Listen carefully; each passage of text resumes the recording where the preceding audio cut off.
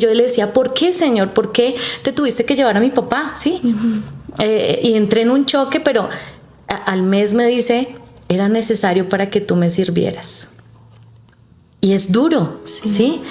Bueno, y quiero darle la bienvenida a todas las personas que se conectan a este quinto episodio. Le damos gracias al Espíritu Santo de Dios, pero sobre todo a aquellas mujeres que están esperando una palabra, que están esperando un consejo, que están esperando una palabra de aliento con la que se pueden identificar. Gracias por conectarte. Hoy comenzaremos un nuevo tema, el tema de la orfandad. Y sé que el Espíritu Santo de Dios va a hablar a tu vida, a tu corazón, a tu mente y a tu espíritu. Así que conéctate.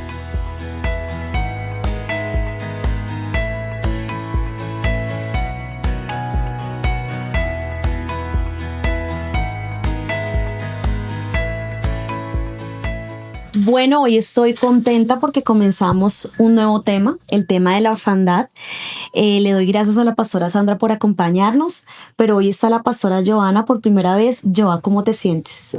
Muchas gracias por la invitación. Me siento muy agradecida con Dios por este tiempo porque sé que va a ser sobrenatural y que va a ayudar a muchas mujeres a que cambien su perspectiva, a que entiendan que Dios es un Dios bueno, que siempre está y que nunca nos falla. Gracias, mi paz.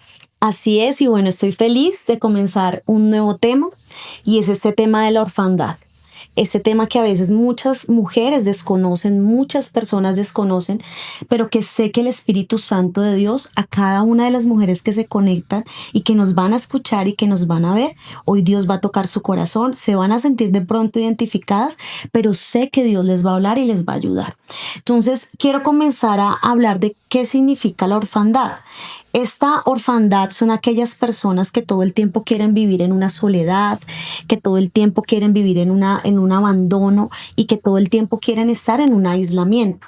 Por eso es que hay 4 características de este espíritu de orfandad o de esta orfandad, y la primera de ellas es que opera a través de la inseguridad y del temor.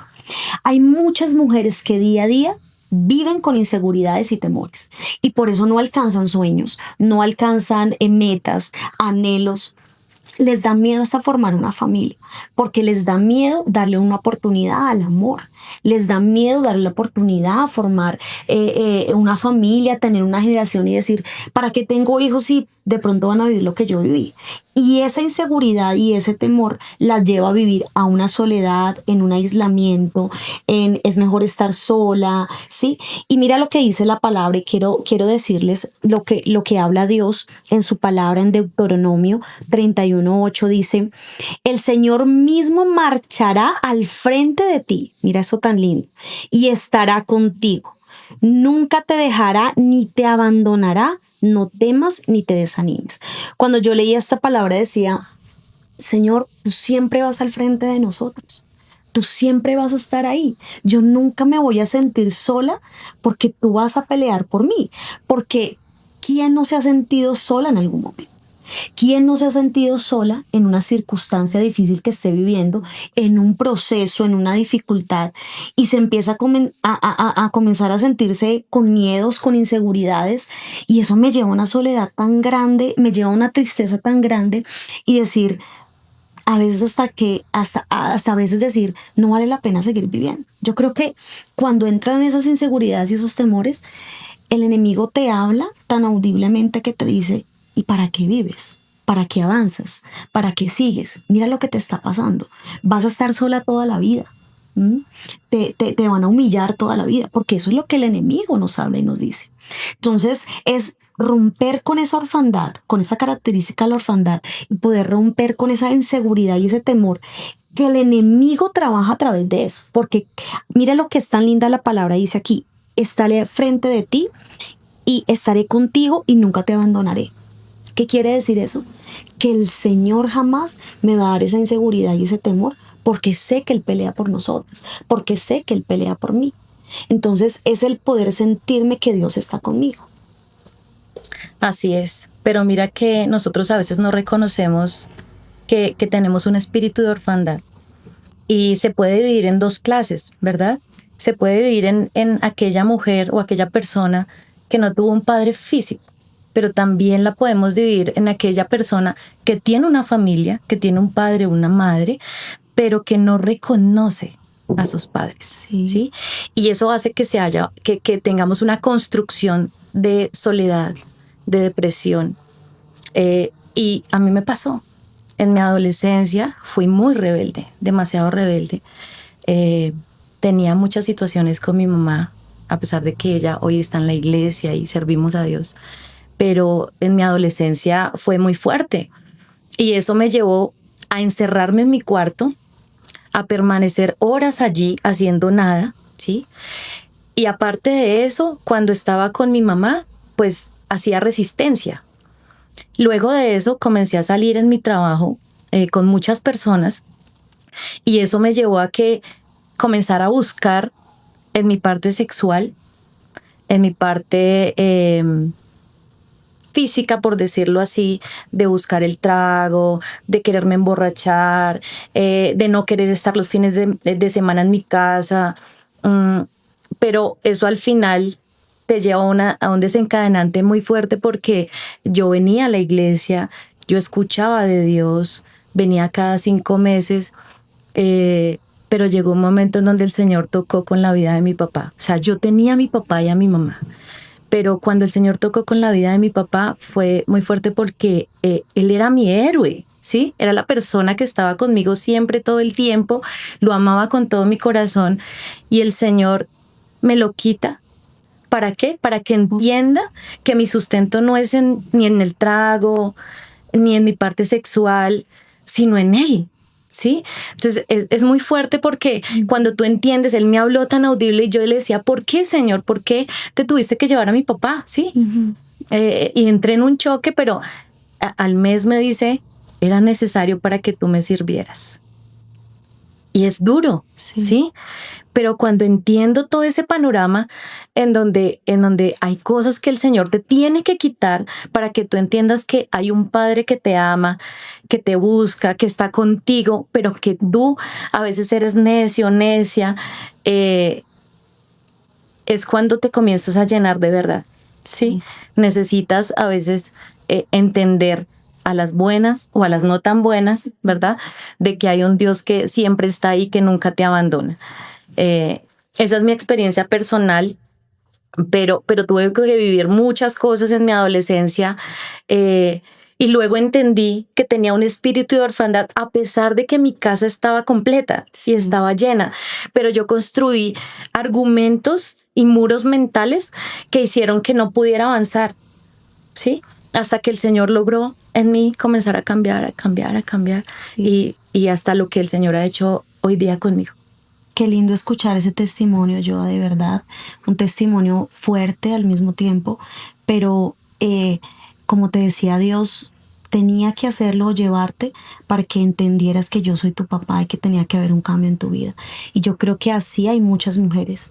Muchas mujeres, como tú decías, tal vez está su núcleo familiar, está su mamá y su papá, pero hay momentos en que su papá, tal vez a ti te pasó con la muerte de tu papá, pero hay otras que sufren el abandono de su papá, que su papá se va, no importa dejar a sus hijos, no les importa dejar esa orfandad, no darles ese amor que tanto uno necesita cuando es niño, cuando es adolescente, aún cuando es joven, uno necesita el amor de sus padres y sobre todo yo creo que nosotros las mujeres necesitamos el amor de un papá.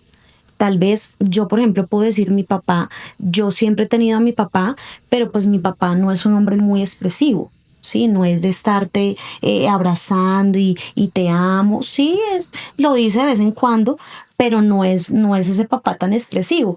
Pero yo sí soy muy expresiva, o sea, yo soy, digamos, con mis hijos de te amo, el abrazo, el beso, el consentirlo, ¿sí?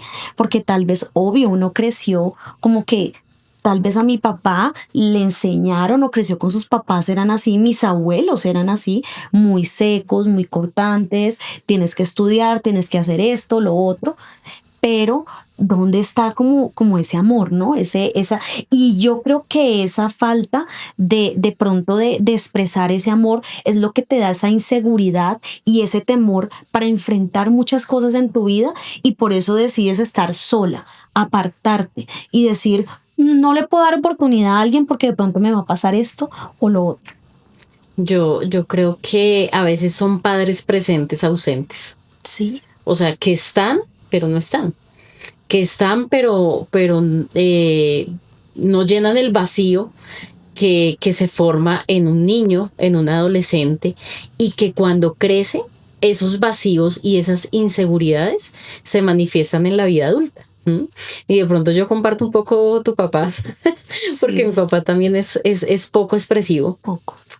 Poco manifiesta el cariño, manifiesta el amor, pero hay que entender los lenguajes del amor.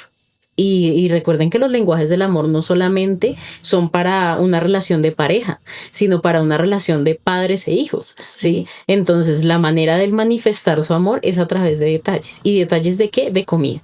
Entonces, él hace unas arepas y me llama el lunes y me dice, ¿puede pasar por sus arepas? Sí, o sea, es algo que para muchos puede ser, no, pues son unas arepas, pero es la manera en que ese papá puede demostrar amor. Y creo que es un llamado de atención para que como padres seamos padres presentes, totalmente presentes y no ausentes, porque no saben los grandes vacíos que dejamos en nuestros hijos cuando estamos ausentes, cuando no damos un abrazo. Y bueno, ahorita ustedes me entienden un poco porque tenemos hijos adolescentes que a veces no les gusta mucho el cariño, no les gusta mucho el abrazo, que son monosílabos, sí, no, bien, pero uno debe establecer o entablar con ellos una conversación de alguna manera, porque debemos cubrir esa orfandad para que cuando ellos crezcan, lo que manifiesten sea el amor de un hogar, el amor de una casa, pero pues sobre todo el amor de Dios Padre. Así es. Por eso es tan importante nosotros, lo que decía la pastora Sandra, el poder llenar a nuestros hijos de amor y estar presentes para que ese espíritu de la orfandad, de la inseguridad y el temor no llegue a ellos. Porque donde existe esa característica de la inseguridad y del temor, ningún niño va a poder alcanzar sueños, metas, anhelos, construir, porque siempre va a tener esa barrera. Hay algo que me detiene, me da miedo, no soy capaz, no lo voy a poder hacer. Entonces hay una segunda característica y es la de buscar una aprobación constante. Y mira lo que dice la palabra en Gálatas capítulo 1, versículo 10. Queda claro que no es mi intención ganarme el favor de la gente, sino el de Dios. Si mi objetivo fuera agradar a la gente, no sería siervo de Cristo. Y aquí entra el papel de una mujer que siempre va a necesitar ser aceptada y valorada, pero por otros. No aceptada y valorada por Dios. Que ese Dios Padre, ese Dios Abba Padre, ¿sí? Sino de las otras personas. Entonces ahí entramos en aprobación en cosas pequeñas o en cosas sencillas, como ¿te parece bien que pida esta carne? O sea, no poder decidir o a cuál restaurante vamos, al que tú digas, porque yo no puedo tomar una decisión. Entonces, siempre buscamos la aprobación de otros. Ay, ¿será que esta ropa sí me queda bien? O porque si no me queda bien, inmediatamente me cambio.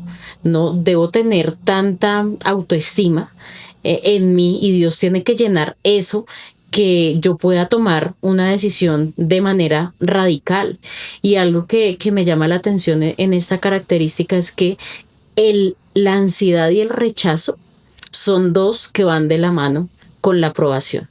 O sea, cuando yo no soy aprobado por la gente que está en mi entorno, por la gente que me está rodeando, entonces entra ansiedad y busco de una u otra manera encajar. Entonces, gente que jamás le gustaba la ranchera, y entonces por encajar en un entorno dice, no, ahora sí me gusta. Y empieza a buscar razones para entrar dentro de un núcleo social, todo por la aprobación. Cuando tú, Sandrita, hablabas de esa parte de buscar la aprobación de otros, hasta por algo tan sencillo que es que vamos a almorzar, a qué restaurante vamos a ir, yo quiero contar algo que reúne las dos características de la orfandad que me pasó a mí cuando entré a la universidad, y es la inseguridad y el temor y buscar la aprobación de otros. A veces la gente no cree, pero yo soy una persona tímida. a veces la gente dice, no, pero la pastora Andrea tímida, claro que sí. Yo, mi, ¿cómo se dice? Mi forma de ser, yo soy una persona tímida, yo soy callada, obvio, yo entablo una conversación, ya cuando cojo confianza, pues uno habla y habla y habla, ¿cierto? Pero no siempre es así, o no siempre fue así, digamos lo que en mi adolescencia, pero sobre todo donde me dio más fuerte creo que fue en la universidad. Porque crecí obviamente con inseguridades, con temores, digamos que sí, yo tengo mi papá físico, pero mis papás se separaron más o menos preciso cuando yo cumplí 18 años, que fue cuando entré a la universidad. Y bueno, no es fácil. Yo como que por dentro decía, ay, bueno, mejor que se separaron porque para estar escuchando las peleas todos los días, pero por dentro tal vez lo decía de palabra y a otros, pero Claro. por dentro no. Por dentro es, o sea, la familia, y a pesar de que mi papá siempre ha estado presente, ¿sí? Pero no es fácil. Y preciso fue cuando entré a la universidad. Y recuerdo tanto que estaba en el primer semestre y me tocaba exponer y yo decía, Dios mío, no puedo quedarle mal porque mis compañeros, el profesor, sí, pero era tanta la inseguridad y el temor que la verdad no pude. Llegué a exponer las fichas bibliográficas, ¿cierto? Uno ahí, todas sus ayudas, pero aún así no pude. No pude, no sé qué me pasó, se me cortó la voz, me quedé callada, no sabía, se me nubló todo, me dio pena, yo pensaba eran mis compañeros, porque era la aprobación, sí, o sea, tengo la aprobación de un profesor, pero es que también son mis compañeros. ¿Y qué van a decir mis compañeros? Y entonces ya no van a querer trabajar conmigo, porque no pude exponer. Uy, qué cosa tan fuerte. Pero es a causa también de esa orfandad, de esa inseguridad, el temor, la aprobación que tenía en ese momento. Y yo le dije a Dios, me acuerdo tanto que me pasó eso, yo me salí del salón, me fui al baño, me puse a llorar, mis compañeros llegaron, no, Andrea, no te preocupes, es la primera vez, y yo les decía, no, vamos a sacar mal la nota, y ellos, no, eso no importa, después miramos cómo hablamos con el profesor, pero es el entender de que es la aprobación de otros, pero mira la inseguridad y el temor con el que vivía. Y cuando pasó eso, yo me empecé a decirle al Señor, Señor, ayúdame, porque yo no puedo seguir con esta inseguridad y ese temor. Y empecé a decirle, bueno, Señor, ayúdame, ¿qué debo hacer? Y miren que poco a poco Dios me empezó a enseñar, Dios me empezó a dar la fuerza y lo que decía aquí, ganarme el favor no de la gente, sino de Dios.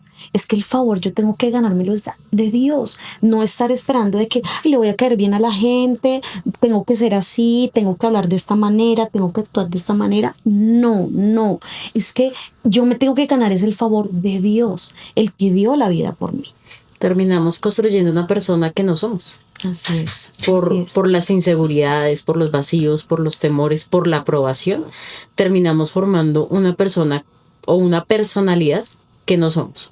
Que tal vez llegamos a momentos o espacios donde estamos solos y somos otros.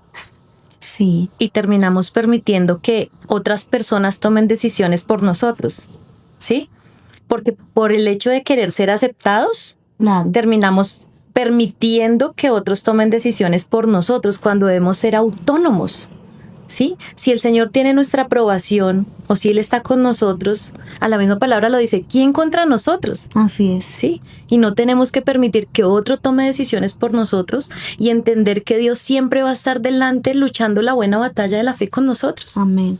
Y por eso esa parte de la inseguridad, quien te quita toda inseguridad, todo temor, y quien te quita el estar buscando la aprobación de otros y ser aceptada, es Dios. O sea, Él es el único que te va a poder quitar eso. Porque Él te va a hablar y te va a decir, yo estoy contigo, yo peleo por ti, la buena batalla, si tú estás conmigo, ¿quién contra ti? Y esa es la fuerza que a uno le da. Y la otra característica o la tercera característica de este espíritu de orfandad es estar en competencia con otros. Dice la palabra de Dios en Filipenses 2, del 3 al 4, dice, no hagáis por contienda o por vanagloria, antes bien con humildad, estimando cada uno a los demás como superiores a él mismo, no mirando cada uno por lo suyo propio, sino cada cual también por lo de los otros. Y yo creo que esta característica se da cuando una persona vive con ese espíritu de orfandad y dice, a mí no me va a pasar lo que le pasó a mis abuelos o a mis papás. Yo tengo que hacer lo que sea, a mí nadie me va a dañar mi parte económica, mi parte emocional, mi parte hasta un espiritual o cualquier área de tu vida, y siempre va a querer ser mejor que alguien más. ¿Y saben algo? Esa competencia casi siempre comienza en la misma familia, ni siquiera con otras personas. O las hay, pero donde comienza todo es en la familia. Yo entro en una competencia con mis hermanos, yo entro en competencia con algún primo, no sé, o aún hasta con mis papás. Entro en una competencia que puedo llegar hasta una rebeldía tan grande, y no solo en mi adolescencia, en mi juventud, ya estando uno grande, uno puede entrar en una rebeldía. ¿Pero por qué? Porque lo único que uno está buscando es estar en competencia con otros para que todo el mundo vea que yo soy el mejor, que yo soy la mejor. ¿Mm?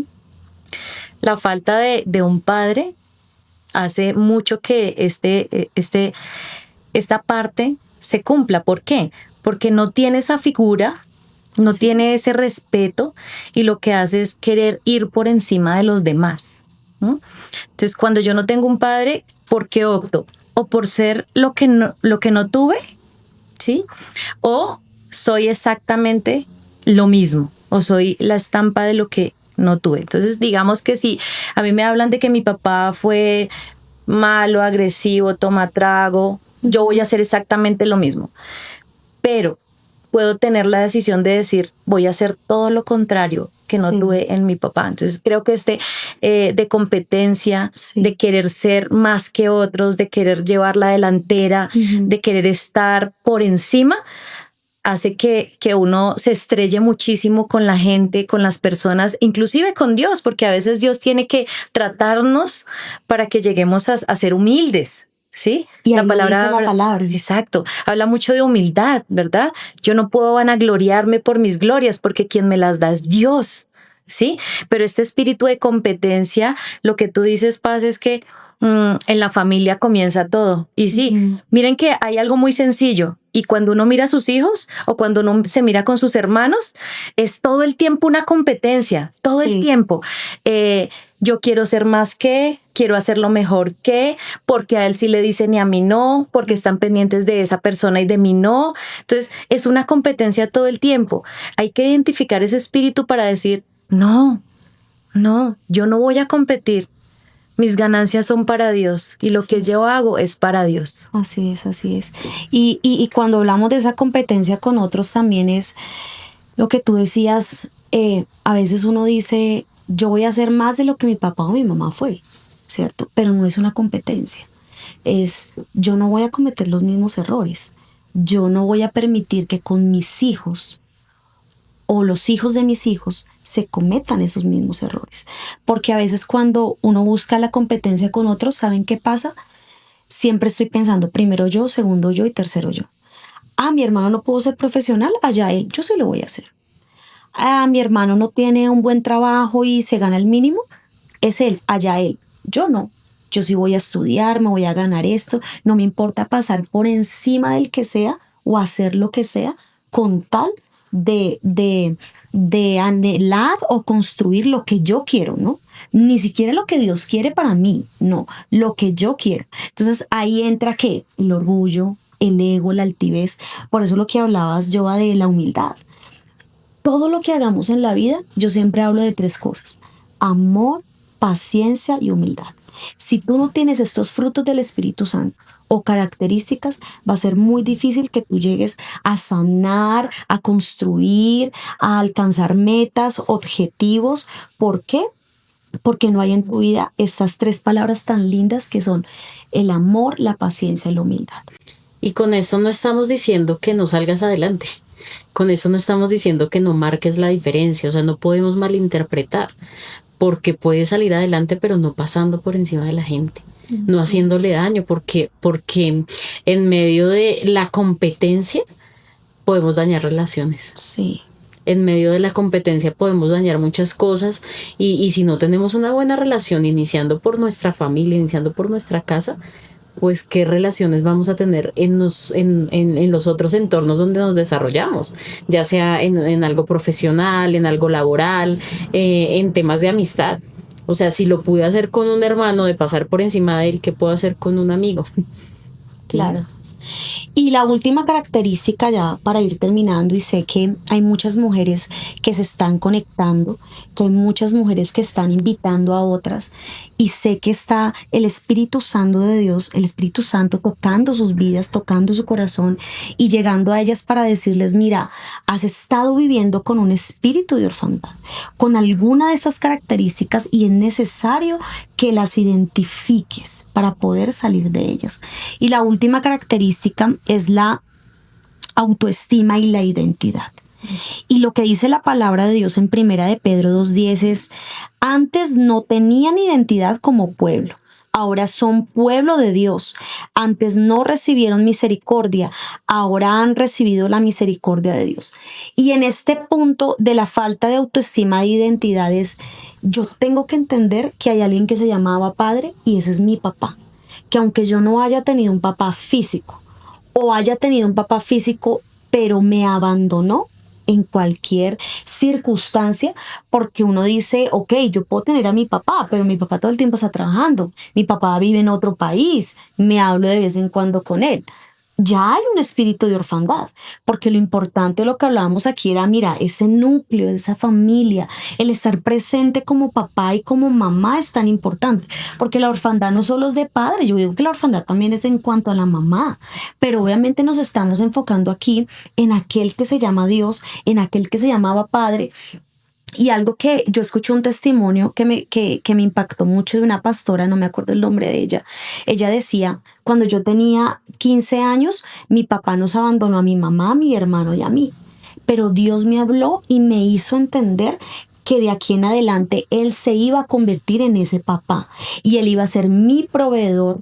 Él iba a aplaudir mis objetivos, mis sueños y mis metas, lo que iba a alcanzar. Él era mi fans número uno iba a ser Él en todo lo que yo hiciera, mi consejero, ¿sí? Para poder tomar las decisiones correctas, ir por el camino correcto. Y eso a mí me impactó mucho, porque hay muchas veces, perdón, que las personas se quedan en que eso me pasó a mí y yo soy así porque yo no tuve un papá o porque yo no tuve una mamá y así va a ser mi vida, ¿sí? No te quedes en eso, no te quedes en ese obstáculo, no te quedes en esa razón, más bien ve al que es el Padre que no te abandona y nunca falla, y ese se llama Dios. Porque cuando tú piensas así, va a ser una falta de identidad. Cuando tú no tienes identificado a tu papá, alaba Padre, obviamente en tu vida vas a tener una baja autoestima y no vas a tener una identidad definida. Por eso es que a veces hay personas que dicen, ¿y tú qué eres? Ay, no, yo no sé, ¿no? Ahora no quiero entrar como a ese tema tan fuerte, ¿no? Pero nos podemos entender. No, ahora me gusta tal cosa. Y uno dice, pero ¿cómo así?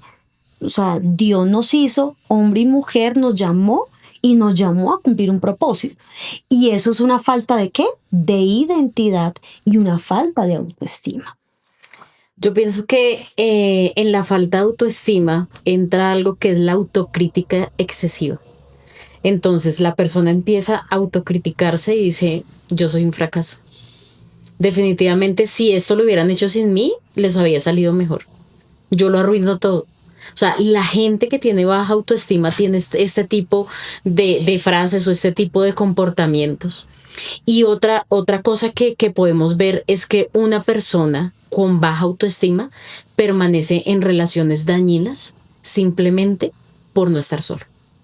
Entonces permite tal vez golpes, tal vez un maltrato físico, un maltrato psicológico, porque hoy en día el maltrato psicológico a veces es más fuerte que el físico. Sí. Porque te atacan con palabras. Entonces, una persona con baja autoestima prefiere tener una relación dañina con tal de no estar sola. Entonces, es importante que la persona pueda tener no solamente una buena autoestima, sino también una identidad. Saber quién soy. O sea, es sorprendente cómo ha cambiado nuestra sociedad, cómo te percibes, cómo naciste. O sea, sí. Es una cantidad de cosas que están invadiendo en la mente de nosotros y en la mente de nuestros niños, de nuestros jóvenes, que pueden venir a dañar muchas cosas, pero saber que si Dios me hizo mujer o Dios me hizo hombre, fue lo que Él decidió para mi vida, es la identidad que Él me dio, y tenemos dentro de esa identidad reconocer que somos sus hijos. Así es. Esa es, yo creo que es la identidad mayor que tenemos que tener. Somos hijos de Abba Padre. Amén. Somos hijos de nuestro Dios o nuestro papito Dios. Así es. Y mira que cuando hablamos también de esa autoestima, hay muchas mujeres que se comparan con otras. Y quiero ir terminando este tema con esa parte. Ay, es que yo quisiera ser como la pastora. Ay, es que yo quisiera ser como mi jefe. Ay, es que yo quisiera ser como mi prima. Bueno, no sé. Y resulta que no es el compararte. Ay, es que yo quisiera ser, no sé, tener el cabello mono. Claro, quisiera tener los ojos verdes, ¿sí? O sea, como compararte, no solo físicamente, sino también en tu profesión, en tus talentos, en tus dones. Y yo creo que ahí es donde está lo negativo, por decirlo así, o la falencia más bien de lo que significa la autoestima y la identidad en este espíritu de orfandad. Porque tu mujer, tú no tienes que estarte comparando. Tú tienes que amarte como Dios te hizo, amarte como Dios te creó, la mujer fuerte, la mujer llena de vida, la mujer que le da a sus hijos amor, la mujer que tiene paciencia, la mujer que tiene humildad, la mujer que a pesar de la circunstancia que pueda estar viviendo, saca fuerzas de donde sea y dice, no nos vamos a quedar aquí, vamos a seguir adelante. Entonces, por eso la importancia de que nuestra autoestima esté en Dios y nuestra identidad esté en Dios. Así que yo creo que cada una de las mujeres que nos está viendo en este momento y que nos está escuchando se ha podido identificar con alguna de estas características, y yo invito a cada una de esas mujeres que se tome un tiempo para hablar con Dios, para reconocer qué es lo que estás viviendo en tu vida, y sé que Dios va a comenzar a sanar. Pero es necesario, mujer, que tomes decisiones. No puedes seguir en la inseguridad, en el temor, en buscar la aprobación de otros, en una autoestima baja, en una identidad, en una falsa identidad. Recuerda que tu identidad está en Cristo Jesús. Gracias por conectarte a este 5º episodio. Sé que el Espíritu Santo de Dios habla a tu vida. Queremos, mujer, que ahí escribas tus comentarios, nos des un like, que quieres que otros temas estemos hablando, porque quieres que oremos por ti.